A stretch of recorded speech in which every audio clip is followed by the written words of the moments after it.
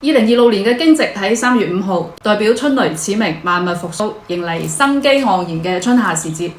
恰逢呢，亦都係今年嘅第一個天赦日，可以話係全年數一數二嘅開運好日子，好適合開啟新嘅計劃，特別會事半功倍。驚蟄喺南方有個歷史悠久嘅習俗呢，就係我哋成日講嘅打小人，特別係喺香港，據說打小人呢，要喺煞氣大嘅三叉路口呢係最適合嘅。咁而喺香港銅鑼灣鵝頸橋下邊位處路面就呈現一個三叉狀嘅地帶，所以每逢喺驚蟄前後嘅時間，呢度呢就會聚集一大班高齡，但係喺打小人上面非常之專業嘅婆婆。可能因為佢哋長期專注係做緊一件事，所以呢能量係特別厲害。好多善男信女同埋外國友人都會嚟參觀同埋係體驗一番。咁而呢一日又疊加咗係天赦日，係一個集赦罪、加倍豐收嘅好日子。